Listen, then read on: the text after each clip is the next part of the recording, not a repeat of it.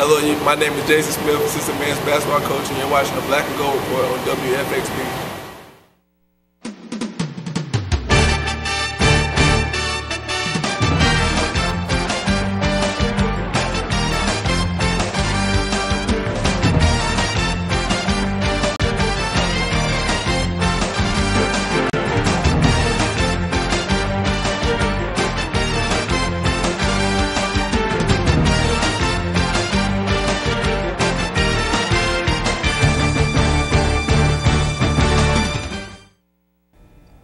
Good afternoon, Braves fans, and welcome to this week's edition of the Black and Gold Report, a program all about UNCP athletics.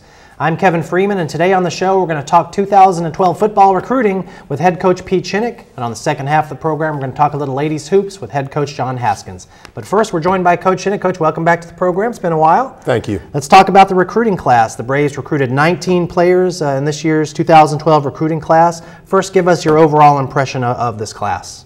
Well, it's really a great combination to the class that we signed last year, and so we kind of look at things in a 2-year window.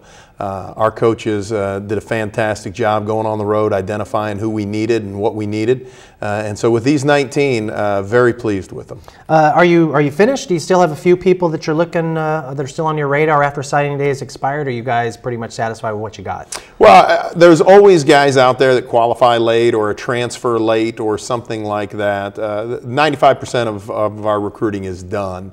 Now it'll be following up on a couple other guys that are still out there and just kind of waiting to see what they're going to do. Okay, well, let's jump right into this. Some of your immediate needs for the 2012 season are on offense. You lost quite a few offensive starters from last year's team, particularly on the offensive line. I wanted to focus on them. You lost 4 seniors, 5 seniors, 4 of them who were starters. Talk about who you got coming in to replace the O-line. Well, we signed 4 guys really to fill the void that was left by 5 seniors leaving, and we tried to get 5, but that just didn't work out. And the 4 that we signed really are guys that we hope to redshirt. All 4 of them are on the big side: Cody Smith, Philip Bowles, Matt Boswell, and Josh White. I think Josh is the smallest of the group at about 6'3", 290.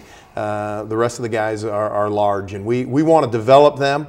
We really feel get them in to our system, spend a year redshirting, and hopefully by this time next year they're ready to crack the 2 deep. Okay, well, let's talk about the rest of the offense, the rest of your recruits on offense. Talk about these players also and what they offer for the Braves. Well, we signed a couple of guys that are athletes. One played quarterback, David Walrath out of Hope County, and then Teron Huffman.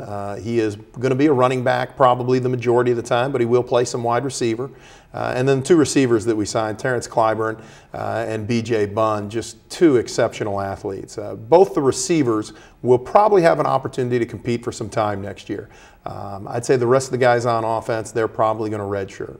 Well, you're returning most of your starters on defense, looking at the other side of the ball, 9 starters out of the 11, as a matter of fact. Does this mean that, well, the same question about the defense first. Sure. Who are you bringing in defensively? Sure. Well, we brought in 3 defensive linemen, 4 linebackers, and 4 defensive backs. And traditionally for us, just because a lot of our linebackers and our defensive backs play on special teams, traditionally we've had at least 1 defensive back play and probably 2 freshman linebackers play. So this year, I think one of these 3 defensive linemen will have the opportunity to get on the field.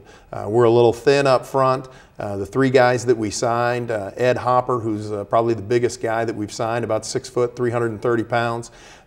Between him, Chris Tyndall out of Scotland, and Michael Keck out of Grays Creek. One of those 3, if not 2 of those 3, will have an opportunity to see the field as a defensive lineman. Well, you're hoping to redshirt most of these players, it sounds like, and you feel pretty confident with the depth that you have and the recruiting that you've done over the last 2 or 3 seasons that a lot of players will be able to step in and replace these seniors then, right?